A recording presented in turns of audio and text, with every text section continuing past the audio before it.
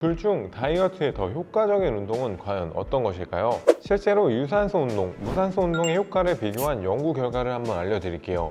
유산소 운동만 한 그룹, 무산소 운동만 한 그룹, 유산소와 무산소 운동을 같이 결합해서 8주 동안 운동 프로그램을 수행하게 하고 BMI, 체중, 허리둘레, 제지방 체중, 체지방률을 측정한 연구 결과를 한번 같이 볼게요. 운동 독학, 누구나 쉽고 전문적으로. 안녕하세요, 핏불리 문석기입니다. 헬린이 분들이라면 한 번쯤 진짜 이 생각 해보셨을 거예요. 유산소 운동과 무산소 운동 둘 중에 어떤 것이 더 효과적일까 하는 생각 말이에요. 다이어트를 하려면 체지방을 태워야 하니까 유산소 운동을 많이 해야 할 것 같은데 유산소 운동만 하다 보면 그냥 살만 빠지기만 하고 예쁘지 않은 몸이 될 것 같은 생각 분명히 해보셨을 거예요. 또 근육량을 늘리려면 무산소 운동을 많이 해야 할 것 같은데 근력 운동만 하다 보면 살이 안 빠지는 게 아닌가, 막 저처럼 근육돼지가 하는 게 아닌가 하는 딜레마가 분명히 생길 겁니다. 그래서 이번 시간에는 유산소 운동과 무산소 운동의 효과, 그리고 두 가지 운동 중 다이어트 효과가 더 좋은 운동을 생리학적으로 알려드리도록 하겠습니다. 꼭 끝까지 시청해주세요. 먼저 유산소 운동과 무산소 운동에 대해서 이야기하기 전에 꼭 아셔야 할 것은 완전한 유산소 운동도 완전한 무산소 운동도 없다는 겁니다. 그래서 이번 시간의 구분 기준은 유산소적 지구력 트레이닝과 무산소적 저항성 트레이닝으로 나눠서 이야기한다고 좀 이해해 주시면 좋을 것 같습니다. 유산소 운동이라면 여러분들은 과연 머릿속에 어떤 운동을 떠올릴까요? 사이클, 러닝머신, 천국의 계단, 조깅, 스태퍼 이런 운동들을 대부분 떠올리실 거예요.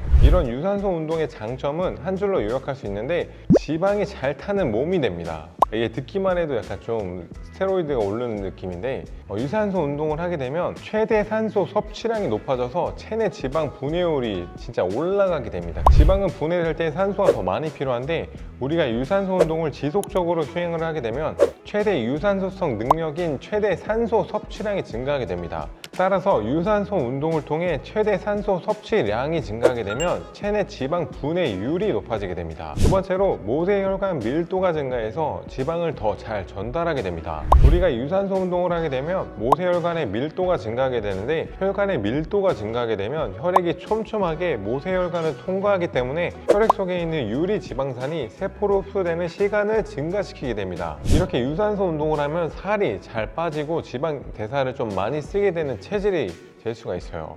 일단 살이 쪄가지고 옷이 안 맞아서 엄청 속상했는데 일단 살이 빠지니까 안 맞던 옷들이 맞기 시작하면서 제일 좋았어요. 그런 부분들이.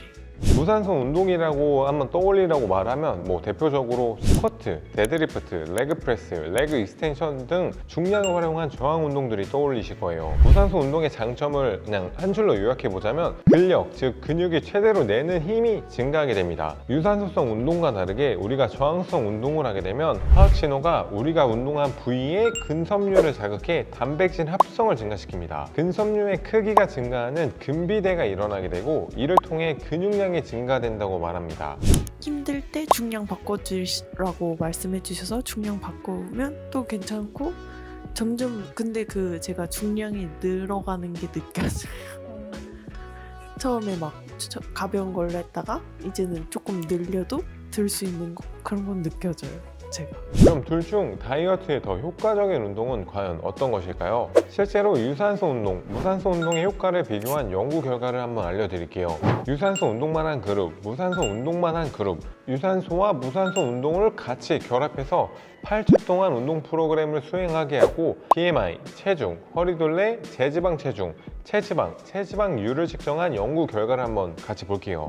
첫 번째로 유산소 운동만 한 그룹은 체중과 체지방량이 가장 많이 줄어들었습니다. 앞서 이야기했듯이 유산소 운동을 하게 되면 최대 산소 섭취량의 증가로 인해 체내 지방 분해율이 올라가기 때문입니다. 실제로 유산소 운동만 한 그룹에서 최대 산소 섭취량이 눈에 띄게 증가한 것을 확인할 수 있었습니다. 하지만 여기서 단점도 있었습니다. 유산소 운동만 한 그룹은 하체 원RM은 1kg 감소했고 제지방 체중도 0.3kg가량 감소한 것을 확인할 수가 있습니다. 만약 우리가 체지방이나 제지방, 체중 모두 다 감소시키고 싶다면 유산소 운동 위주로 운동을 구성하는 것이 좋습니다.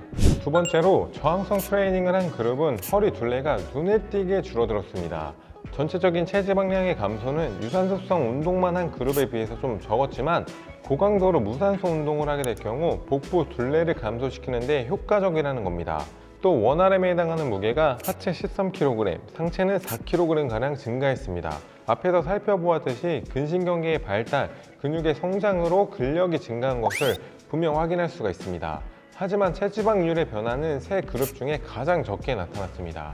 흥미로운 건 유산소 운동과 무산소 운동을 결합하여 운동한 그룹은 근육량이 눈에 띄게 증가했다는 겁니다. 그 결과 체지방량은 유산소 운동 그룹에서 더 많이 줄어들었지만 체지방률은 유산소 운동 그룹과 유무산소 운동 그룹이 똑같이 마이너스 0.5% 낮아진 것을 확인할 수 있을 겁니다. 이 그룹에서는 두 가지 운동의 장점이 함께 나타났는데 최대 산소 섭취량의 경우 저항성 운동만 한 그룹보다 높게 나타났고 근력의 증가는 유산소성 운동만 한 그룹보다 높게 나타났어요. 이는 유사한 다른 연구에서도 비슷한 결과가 나타났습니다.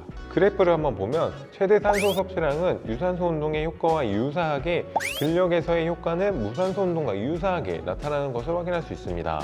연구 결과를 참고했을 때 근력 운동과 유산소 운동은 각기 다른 장점을 가지고 있는 것을 확인할 수 있을 거예요. 따라서 되도록이면 유산소 운동과 무산소 운동을 결합하여 운동하시는 것을 진짜 정말 추천해 드리고 있습니다. 실제로 힙스월 온라인 PT에서도 1시간의 운동 시간 동안 회원분들이 유산소 그리고 무산소성 운동을 결합하여 운동을 진행하고 있는데 꼭 사이클, 자전거 타기가 아니더라도 점핑잭이나 버피, 마운틴 클라이머 같은 유산소성 운동과 덤벨 와이드 스쿼트, 덤벨 데드리프트 같은 무산소 운동을 결합하면 유무산소 운동의 효과를 모두 가져갈 수 있도록 루틴을 구성하고 저희는 가르치고 있습니다.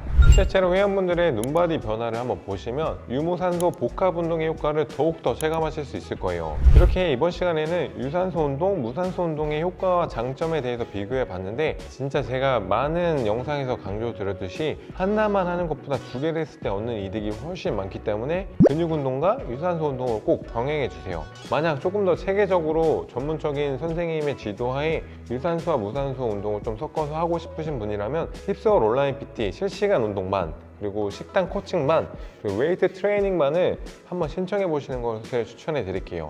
네, 이번 시간에 저희가 준비한 영상은 여기까지고요.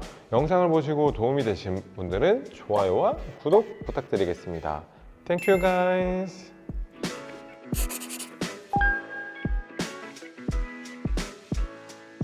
But I can see that you don't realize, and that's what made me fall in love. 'Cause you